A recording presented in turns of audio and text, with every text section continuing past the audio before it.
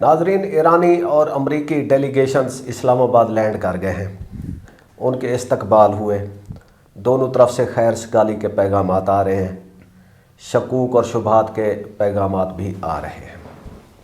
صدر ٹرمپ نے ان مذاکرات کے شروع ہونے سے پہلے کہا ہے کہ اگر ایران نے ان مذاکرات کو کامیاب نہ ہونے دیا تو ہم نے اپنے جہازوں میں نئے ہتھیار نصب کر دیے ہیں اور پہلی شدت سے زیادہ حملہ کریں گے۔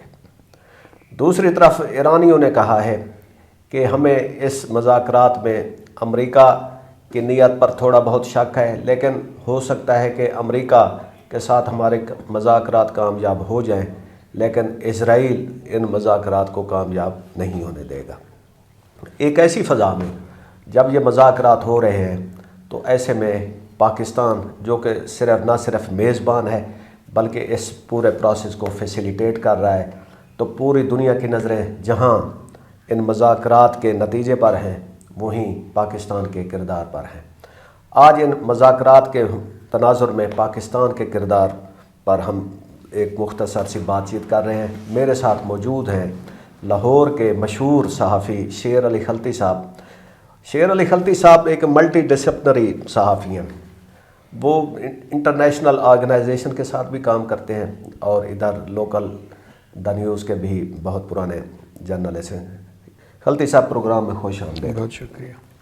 شیر علی خلتی صاحب، ہمارے لیے ایک فخر کا مقام ہے کہ جی پاکستان اس وقت پوری دنیا کی توجہ کا مرکز بنا ہوا ہے ان مذاکرات کے حوالے سے۔ مذاکرات کا یہ حال ہے کہ ابھی تک ہمیں یہ پتہ نہیں کہ یہ جو مذاکرات کا فارمیٹ ہے وہ کیا ہے، کہ وہ ایک کمرے میں ٹیبل شیئر کر کے مذاکرات ہوں گے، یا عمان اور سوئٹزرلینڈ کی طرح جہاں پہ ایران اور امریکہ کے درمیان جب بھی مذاکرات ہوئے ہیں تو وہ دونوں سائڈیں کبھی فیس آن فیس نہیں بیٹھی، وہ علیحدہ کمرے میں ہوتے ہیں، دوسری سائڈ علیحدہ کمرے میں ہوتی ہے، درمیان میں میسیجنگ ہوتی ہے۔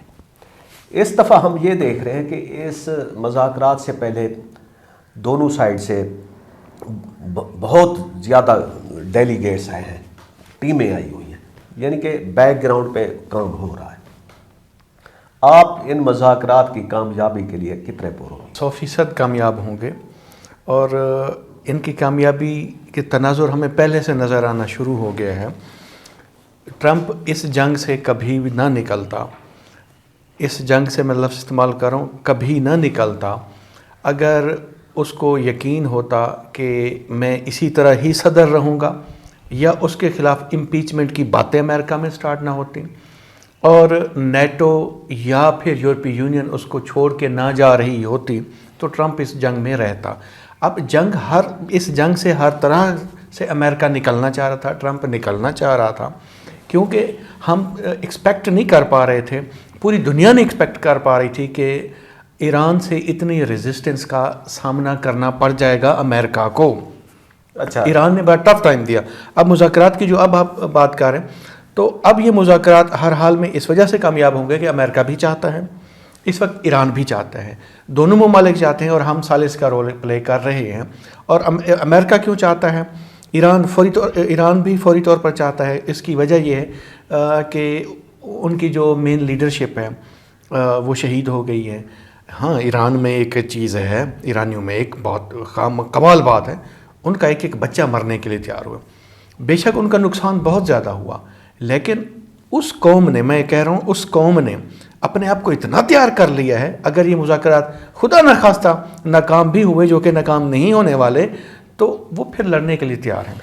خلتی صاحب، آپ نے ایک نیا پوائنٹ اٹھایا کہ زمینی حالات ایسے ہیں کہ جس میں ٹرمپ کے لیے یہ جنگ جیتنا ناممکن تھا، یا کم از کم وہ، یعنی کہ سفارتی طور پر آپ کہہ رہے ہیں کہ وہ جنگ ہار رہا تھا، تنہائی کا سامنا تھا نیٹو سے، اور دوسرا وہ اپنے ملک کے اندر اس کے اوپر پریشر بڑھ رہا تھا، تو وہ صرف ایک جو ملٹری فتح ہوتی ہے وہ ایک طرف رہ گئی، لیکن وہ پوری دنیا سے ٹرمپ کو ریزسٹنس کا سامنا کرنا پڑ رہا تھا، جس کی وجہ سے جنگ سے نکلنا ٹرمپ کے لیے پہلی ترجیح ہے، ایرانیوں کے لیے نہیں ہے۔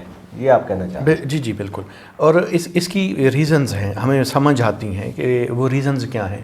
سب سے اہم جو ہے، جیسے یہ جنگ کا خاتمہ ہوتا ہے تو آپ دیکھیں گے بہت بڑی چینجز آئیں گی دنیا میں۔ کیا چینجز آئیں گی؟ گلف سٹیٹس میں گلف سٹیٹس نے، جس میں آپ سعودی عرب کہہ لیں، جس میں UAE کہہ لیں، جس میں قطر کہہ لیں، انہوں نے اپنا دفاع بیچا ہوا تھا امریکہ کو۔ جب انہوں نے دفاع بیچا ہوا تھا تو ایران نے جب ان پہ ڈرون اٹیکس کیے تو امریکہ نے ان کو دفاع نہیں کر پایا۔ تو وہاں کی لوگ سوچتے ہیں، وہاں کی عوام سوچتی ہے کہ ہم نے تو دفاع بیچا ہوا تھا اور ہمارا دفاع ہوا نہیں ہے، تو وہ بادشاہتوں کے خلاف ہو سکتا ہے 1-2 سالوں میں نہ نکلیں، لیکن اگلے 5-6 سالوں میں، 7-8 سالوں میں آپ کو وہاں بادشاہتیں چینج ہوتی ہوئی نظر آئیں گی۔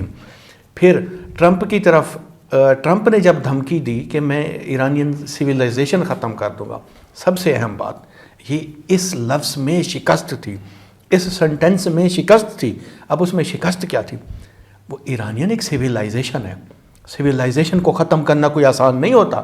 اس لفظ نے ہمدردی والا جو رول پلے کیا، ہر وہ شخص جو سویلائزڈ ہے، ہر وہ شخص جو سویلائزڈ ہے، خاص طور پر سویلائزیشن والی نیشن، سویلائزڈ نیشن کون سی ہیں؟ یورپ کو کہا جاتا ہے۔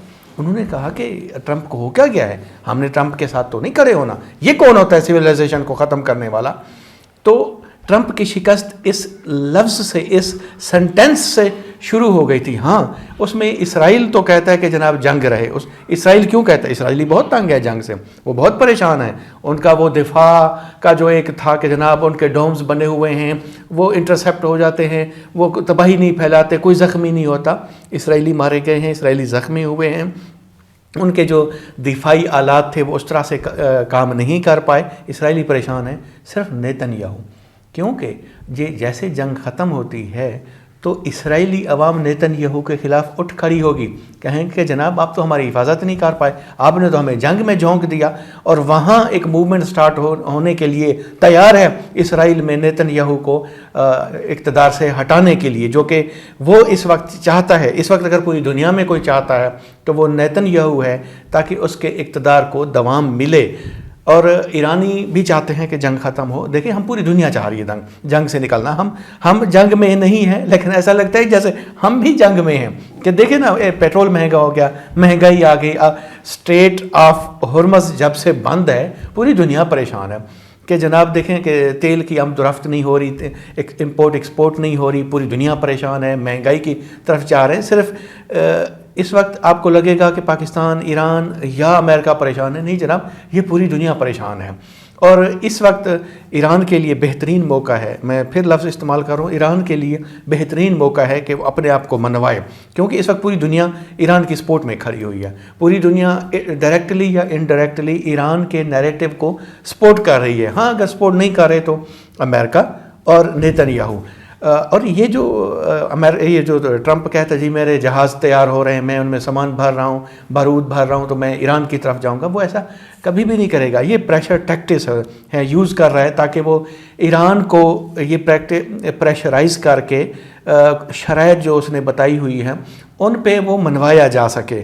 ہاں، لیکن اس وقت ہم اسلام آباد میں بیٹھے پاکستانی جو ہیں، ہم انجوائے کر رہے ہیں کہ دیکھیں جناب، ہم جو ایلینیٹ ہو گئے تھے، جیسے ہمیں کوئی جانتا نہیں تھا، اس وقت پوری دنیا میں ہم مرکز بنے ہوئے ہیں۔ جناب آپ کو میں ایک انٹرسٹنگ بات بتاؤں، چونکہ رابطے ہوتے رہتے ہیں ہمارے انٹرنیشنلی جرنلسٹ کے ساتھ۔ اس وقت دنیا کا کوئی ایسا جرنلسٹ نہیں ہے جو پاکستان نہیں آنا چاہتا، جس نے ویزے کے لیے اپلائی نہیں کیا۔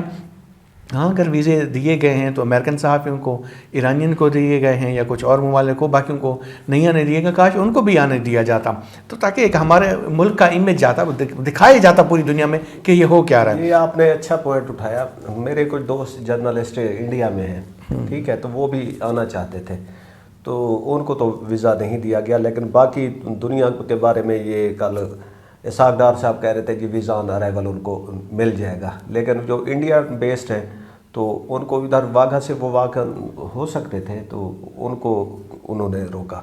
اچھا، اسی زمن میں میری ان سے بات ہوئی تو انہوں نے کہا کہ جی انڈیا میں، انڈین پبلک میں اس وقت پرو ایران سینٹیمنٹس ہیں۔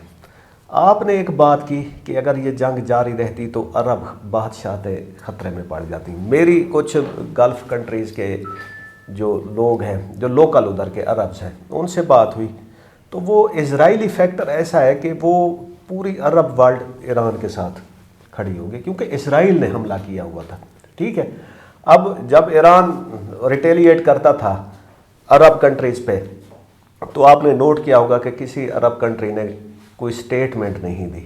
وہ بس اتنا کہتے تھے کہ جی ریسٹرین کریں اور ہم اس جنگ میں وہ نہیں پڑھنا چاہتے، ایران کو چاہیے کہ وہ تحمل سے کام لے.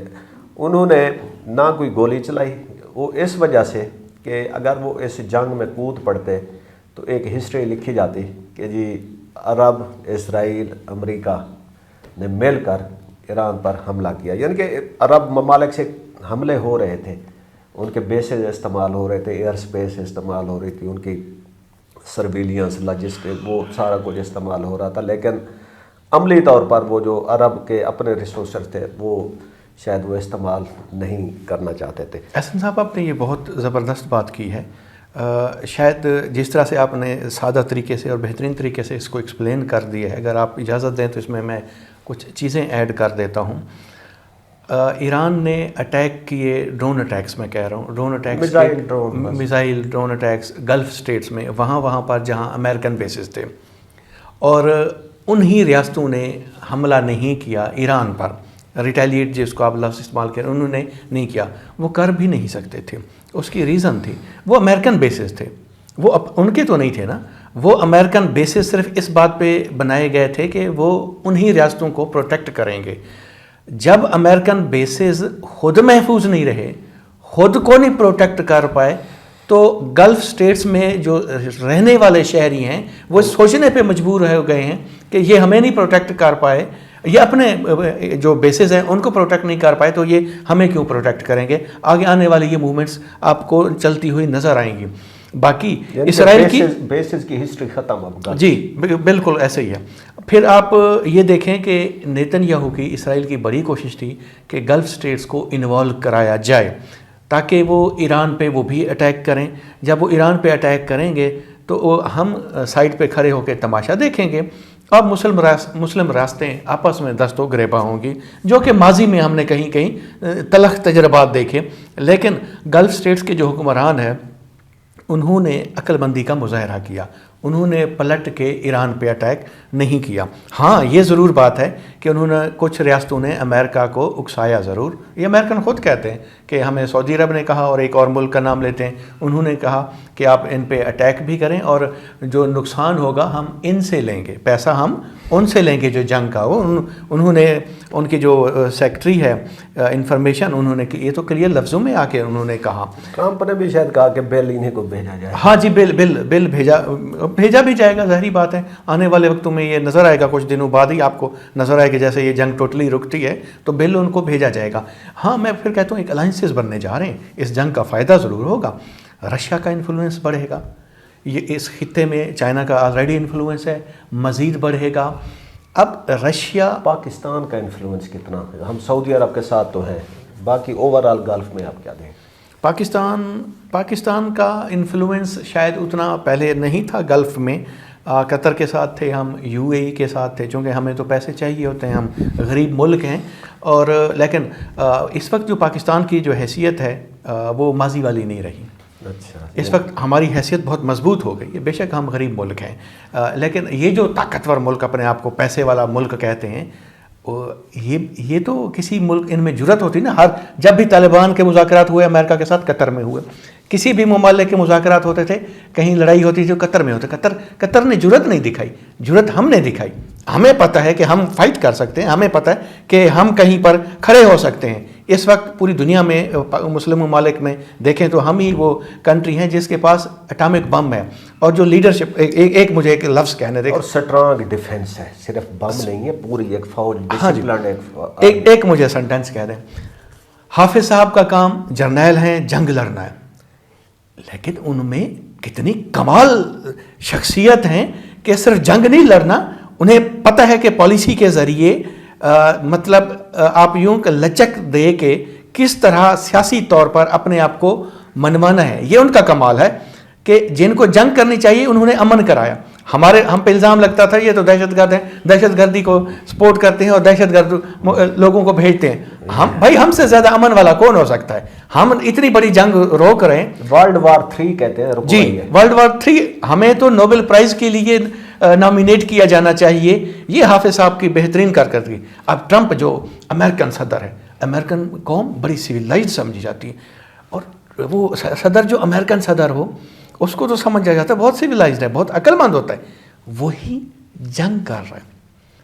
اگر یہ کوئی 20-25 سال پہلے بات ہو تو چلو سمجھ آتی ہے، اب بھائی دنیا سویلائزڈ ہو گئی ہے، سمجھدار ہو گئی ہے، جنگوں سے نفرت کرتی ہے، اس ماحول میں امریکن صدر جنگ لڑ رہا ہے، حالانکہ اس کا کام جنگ رکوانا ہونا چاہیے تھا، اس کا بڑے کے طور پر رول ہونا چاہیے ٹرمپ تھا۔ تو اینٹی وار کے طور پر سامنے آیا تھا اور اس نے کہا تھا کہ یہ بائیڈن اور پچھلے صدر جنگیں کراتے تھے، میں پوری دنیا میں جنگیں رکواؤں گا، پہلے کریڈٹ لیتا بھی رہا، اور الیکشن سے پہلے کہتے تھے کہ جی یہ اس بیس پہ ان کو ووٹ بھی ملے تھے، یوکرین وار میں 24 آورز میں رکوا سکتا ہوں جی ہے تو، لیکن آ کے پھر وہ اسرائیلی لابی اور اس کے ہتھے چڑھ گئے، اور ہاں جی یہی دیکھیں اس بنیاد پر وہ ووٹ لے کے جیتا، مطلب امریکن قوم نے ثابت کیا تھا کہ وہ نفرت کرتے ہیں جنگ سے۔ اب 70 لاکھ لوگ امریکہ میں نکلے جنگ کے خلاف کہ جنگ کا خاتمہ ہونا چاہیے۔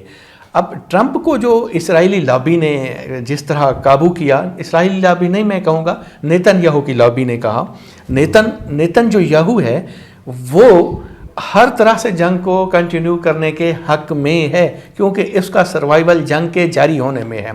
جنگ کہیں کہیں بہت بڑا نفع بخش کاروبار ہے، نیتن یاہو کے لیے منافع بخش بھی ہے اور اقتدار کو دوام بخشنے کے لیے۔ ہمیں بھی بہت راس آ رہی ہیں جنگیں، پہلے جب انڈیا سے پہلے جنگ سے پہلے ہم کسی کھاتے میں نہیں تھے، لیکن اس کے بعد جب یہ جنگ ہوئی تو ایک تو پوری قوم متحد، آپ نے دیکھا ہوگا کہ اس جنگ نے ہمیں نا پورا ایک قوم بنا دیا۔ اس کے بعد اب دوسری جنگ یہ ہوئی ہے جس میں ہم ایز پیس میکر کے طور پہ جا رہے ہیں، تو جنگوں سے جہاں آپ دوسری اسلحہ شاید انڈسٹری کی بات کر رہے ہیں، لیکن ہمارے ملک کے لیے ایک انفلوئنس جو بنا ہے نا پوری دنیا میں، اور اس کا اب جو دوسرے اکانومی میں ابھی ٹرانسلیٹ ہوگا، تو جنگ کے ہم بھی بینیفیشری ہیں۔ تھوڑا سا اگر میں فلسافیکل ٹچ دوں تو آپ برا نہ ماننا، کہتے ہیں تجربہ یا اپرچونٹی، میں کہتا ہوں اپرچونٹی، آپ پہلے سے اگر تیار بیٹھے ہیں نا، اپرچونٹی مل گئی تو آپ ضائع نہیں کرتے۔ اب حافظ صاحب کو دیکھ لیں، ہمارے پاکستان کو دیکھ لیں، ایک بہترین اپرچونٹی آئی، ہم اس جنگ کو ہوا دے سکتے تھے، ہم اس جنگ میں شریک ہو سکتے تھے، ہم یہاں پر لوگوں نے احتجاجی مظاہرے بھی کیے، ہم نے کنٹرول کیے، ہم نے جنگ کو ہوا دینے کی بجائے جنگ کے خاتمے کے لیے بات کی، بلکہ بات نہیں کی، رول پلے کیا۔ آج ہم مذاکرات کی میز پر دنیا کی سپر پاور طاقت کو لے کے بیٹھے ہوئے ہیں، اور ادھر کون ہے؟